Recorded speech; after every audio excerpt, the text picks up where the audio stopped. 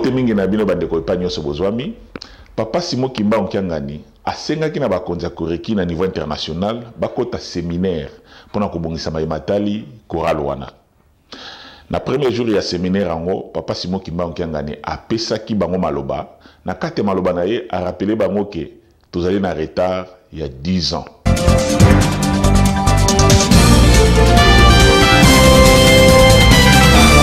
This is Imbangu 21. Oyo tosengi na kamba esala manoki noki otoza na retard ya 10 ans. Yango tolobi séminaire ezala oyo tolongolaki tozongisa. Oyo tobakisaki tolongola.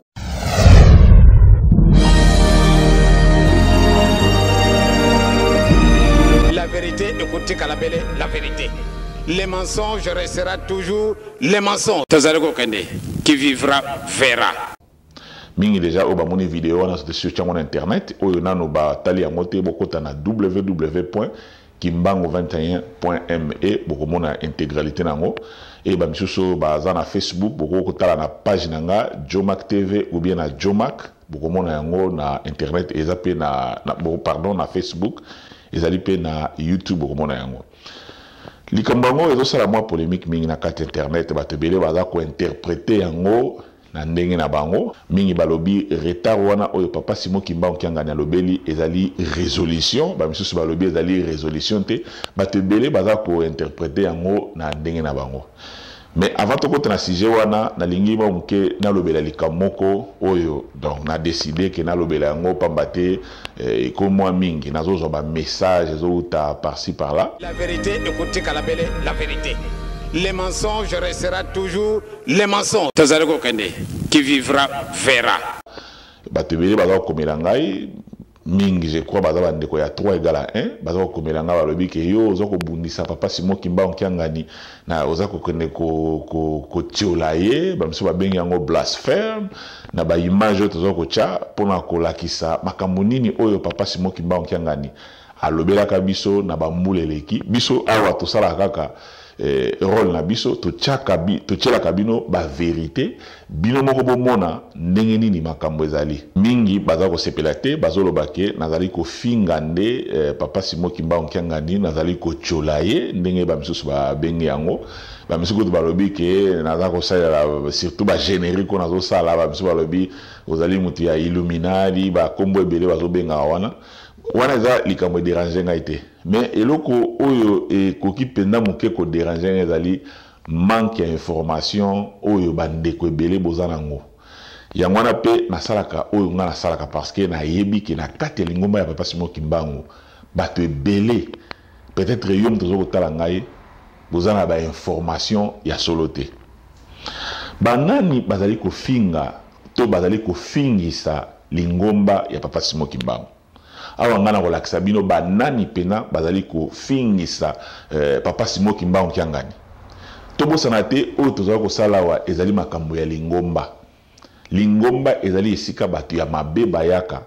pona babongwana lingomba ezali bisika tomonaka na bamboka ba gouvernement soki bakoki te bayaka mbangu pai ya lingomba po lingomba esalisa bango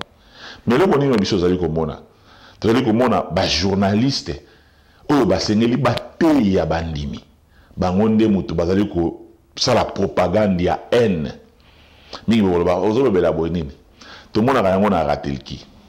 soki tokolobela ratelki bon nazoloba ba journaliste nyonso te ya ratelki to ba animateur nyonso te ya ratelki oyo basalaka babiloko mosusu oyo ke ngai na yo toko kosepela nango te mais bazali oyo bazali kofingisa lingomba bao basalaka musala ngo malamu tomonaka bango lokola ba Papa César Nginama basalaka musala bien ba Papa Yugens jamais okoyoka bato wana bakota na internet ou bien basala la émission ya kofinga ezalaka te baza ba journaliste ya solo ya ratelki oyo basalaka musala bango bien na kansi mingi bozala na ngai d'accord mais bazali oyo bazali kosala musala ya mabe ya kosala propagande pona ko bebisa kombo ya Papa Simon Kimbangu mingi tango bozwaka ba DVD wana bino bozali batali boso boko komelanga ba message ke yo makambo zali ko sala ozali ko fingisa papa Simon Kimbangu Kiangani to ozali ko fingisa lingomba to ozali ko tiola papa Simon Kimbangu Kiangani mais mingi bino bozali batali boso le bozala ba video wana boza ko tia yango na internet extract boso na chela bino ezali botala pona bomona musala nini oyo ba journaliste mususu ya ratelki bazali ko sala bona na extrait réconciliation paix réintégration IKLV réconciliation paix réintégration IKLV toli misaka pe bandinga réconciliation paix réintégration IKLV likambo ata eza ndenge nini makasi ya ndenge nini biyimisa moninga na yo réconciliation paix réintégration IKLV toli misaka pe bandinga réconciliation paix réintégration IKLV likambo ata eza ndenge nini makasi ya ndenge nini biyimisa moninga na yo réconciliation paix réintégration IKLV tambo susu na woka révocation yo o révoquer mutu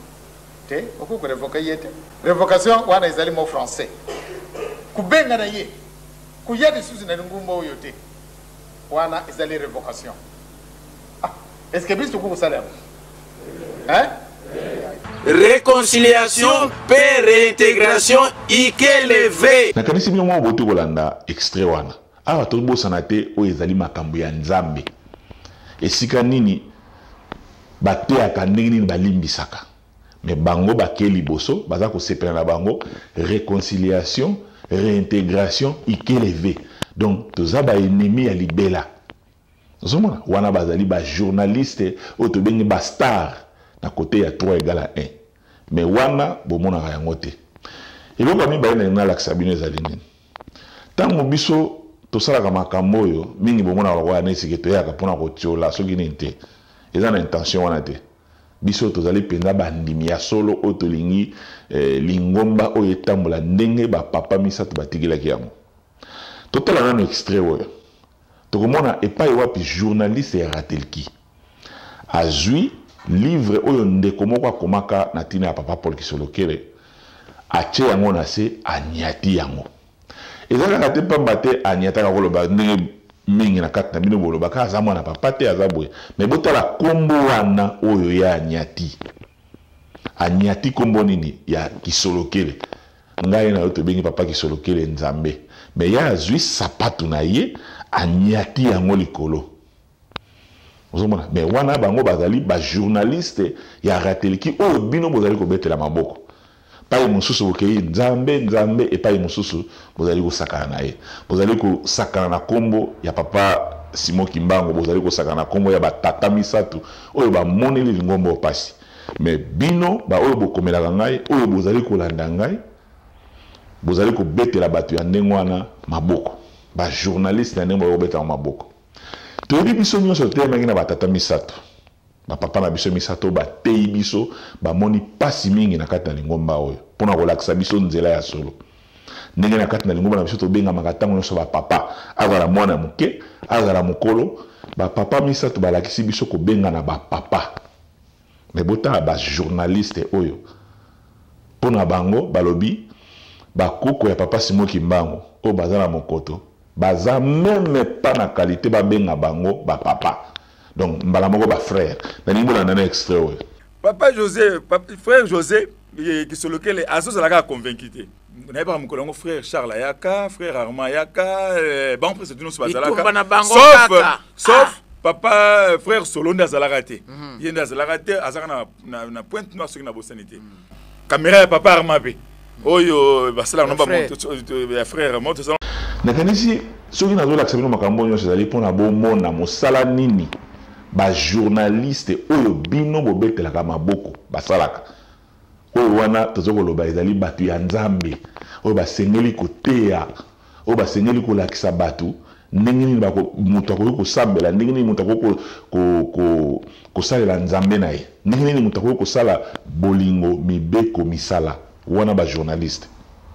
eloko mbene nalakisa bino susu eza encore plus grave ezali nini toyebi ke papa Firmin papa na biso mwana ya papa Kisolokele mpona bango bayebi te atikaka biso déjà depuis moi ba mouleleki. Mais boka li solo oyo moko parmi ba journaliste star ya rateliki ba rigobeta. Alobini ni ke papa Firmin ba kanaka na Brazzaville ba tambusiye mais boka siko commentaire ya moko na kati na bango ba journaliste alobi hey ba tambusiye na munene na yowana Bolanda kambe yo na komba papa ki solokele frère Firmin bakangaki yo mutelo batambusa ke Brazzaville batambusa na Brazzaville na pick-up na libanda pick-up ezali weza ya kufungwama batambusa nazo bango polele na t-shirt ya pembe polo na munene ne wana alimbisa. Alors vous pensez que vraiment azalaki makilete? Oui. Azalaki makila na munene ne wana alimbisa. Alors atata mama na kanti on a ochela bino bozali kolanda ngona bokebi o tozoloba baza ba journaliste ya makambo ya lingomba o basengeli kote ya bato ngai na yo tolobi ba papa na biso misato bazali ba nzambe o baye kolakisa biso nzela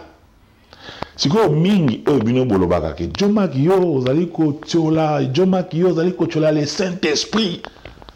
bozabenga bozo kochola le Saint-Esprit nzambe molimo santo yo ozali kochola ye mais mingi kat na bino peut-être bozaba kimbaniste depuis ba moule belé depuis ba papa misato bazalaki na limite ke boye baka yango ke papa Simon Kimba onkiangani azali molimo santo tango ba papa misato bazalaki nalingi bino nalingi mingi na kati na bino pe bo mituna mwa mutuna oyo est-ce que makambo tozo sala lelo soki ba papa bazalaki to nga to sala yango obe yonde kozolanda ngai mituna mutuna oyo makambo oyo ngana za ko sala lelo soki ba papa misato bazalaki na linga na sala yango soki réponse ezali non donc c'est que nzela wana eza nzela malamu te soki ozwi réponse na lobi non c'est que nzela oyo ezokolanda ezali nzela ya mabe ngai awa nakoki jamais kotiola papa Simon Kimba onkiangani nazalaka pe contre te na bao balobi ke nzambe molimo santo pamba te kondima na bango etindi bango ndengwana soki lelo toza kolobaki tolingi batata na biso nyonso basangana bazala eloko moko donc parce que toza parmi bato bayokaki matei direct pa ya bapapa bapapa balingaki ke bango nyonso bazala eloko moko mpona témoignage ya makambo na linga loba na bino oyo nalobi ya ndenge papa alobi tozwi retard ya 10 ans bato oyo balobi ke eza peut-être makambo ya résolution epesi biso retard ya 10 ans bon nayebi te mingi bokoloba bakosi baza na tort bon ngai pe peut-être napesi bango raison te ngai naza kobimisa ngo ngai afa na bino naza na opinion na ngai personnel mais nasalaka effort ke bopinion na ngai personnel nabimisa yango mpena mingi te nazo kofaire réfléchir bino kaka bokanisa moke ebele balobi eza peut-être makambo ya résolution epesi biso retard donc tozwi retard ya 10 ans mais totali résolution ebandi depuis 2002 et totali tozomona ke eza ba 10 ans wana malgré eza 13 ans mais donc eza ba 10 ans wana donc tozwi retard mais ba oyo balobi ke peut-être retard au papa Simon Kimba onkianga na lobi ezali makambo ya résolution mingi bakolobaki baza na torte parce que makambo bayokaka yango avant tango bokabwane ye na lingomba papa Charles Diangenda asalaki interview alobi yango ke aussi longtemps bakosangana te eloko moko mpe ya malonga ekosalama te bango bakoko ya papa Simon Kimbango bazali incontournable donc moyen de contourner bango ezali te donc nzela oyo kobongisa makambo ezalaka ya boyoka na bango toyoki yango pe na lingo wana extrait wana fils ya Simon Kimbango qu'on le veuille ou non nous sommes incontournables pour la lingomba oyo qu'on le veuille ou non même si bato balobi na biso balobi makambo ndenge na ndenge bakokoloba nous sommes incontournables et bongi tozonga na case du départ case à départ c'est pour la papa Simon loin de nos intentions mais tozonga ça va principe batikela kibiso yango que Batiak a toujours remis en cause la mais c'est ça, tout zonga na poisse du départ. Papa Malbang n'a pas ça, il y a un monde de tout ça. Et ça dit que l'interférence est ah non, voilà le résultat que ça a donné. Nakanisi bolandi excellent toyoki yango pena maloba ya Papa Simon Kimbangu kiangani. Papa Simon Kimbangu kiangani alobi na bana ya koreki ba konzi ya koreki nini. Alobi oyo tolongolaki tozongisa. Oyo tobakisi tolongola. Tosalela ndenge ba papa batikaki. Yango tolobi séminaire ezala oyo tolongolaki tozongisa. Oyo tobakisaki tolongola. Bongo te. Comme ça totambola bien tolanda bolingo bakata ndenge balingaki tosalela. Mais ça justement makambo oyo toyokaka na ba papa oyo bazana mokoto. Ki tosalela makambo babungelaka kaka kosalela makambo oyo ba papa batikaki. Donc c'est que changement ezali. Donc c'est que changement ezali. Alors ce qu'on a makambo na zo loba na ebike mingi zo pesa bino kanda. Ce qui na kosi bien makambo nyonso ba vidéo mingi bomona na chaka wana ce qui ezaka mamalukuta mais bon prouver na le contraire. Kokomaka na internet yo Joma kozoloba osambisa mwana santo ba mingi na ebite peut-être boyo bakateke ba surveiller ba kangaka Papa Simon Kimbangu kiangani ba kotsaka ye na kasho na premier poste na nini ke bele boyo bango o bozo na welo Papa Simon Kimbangu kiangani boyo santo e bele bazawana na faki bazana mouvement la surveillance e bele bazawana la bundela même likambo ngo te peut-être yozo landangai tangwana ozalaka pe parce que la période wana papa de lunga na zaki na biso par enfant banza azalaki nan ne balobaka bakomaka nzambe te mais bazali nzambe ozomona donc nzambe azalaka te ko mbala moko wale soki neti ngabo obibwawe na linga ba 2017 na koma na nzambe te nzambe bazali bakomaka nzambe te donc soki Papa Simon Kimbangu kiangani azali nzambe akomi yango na 2002 te ou bien akomi yango na 2009 te donc azalaki maintenant na kobetela bino lisolo mpona kolakisa bino ke bato bazali oyo bayebaki monene ya Papa Simon Kimbangu kiangani ntango basurveillant bakangaka ye batie na premier poste. Si nous avons utilisé le terme parce que nous avons expliqué que jamais bakokangay mais actuellement salamaki donc bakangaki voire même surveillant basengelaka yango pardon vidéo en ezali oyo balingi yango na kotindela bino yango na ba message bien na DVD ou bien na kochango na eza na internet wana donc surveillant basengelaka yango bolimisi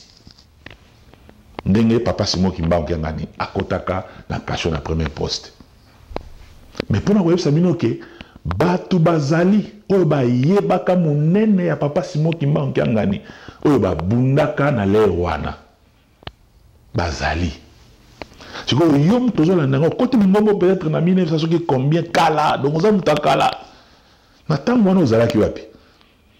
po mingi bakomaka babiloko wana oyo balobaka biloko na bazalaki mbangi c'est peut-être ya kala siko kaka par sentiment lokolo koma nango slogan Papa Simon Kimbangu kiangani molimo santo mais bozalaki wapi na tango wana ezalaka ma groupe bato moke bana ya nianga po kaka bino bofingaka batelemelaka likambo wana moto apesaka ordre wana ezalaka malgré azalaka na biso société ezali solo eza histoire faut toloba yango ndenge ezali colonel Mambo délégation ya bambuta ezalaka na nkamba falaki bakita Kinshasa ndenge bachaka bambuta na ba place sikoyo place ezalaki te directeur ya protocole atie bambuta mosusu basenga falaki bakende mokonzi ya basurveillant atikali e na nsima wana basurveillant bapesa bango ordre balobi babiloko na soki na tokomi na Kinshasa bino baoyo botikali tolingi toyoka sango donc bakanga directeur ya protocole na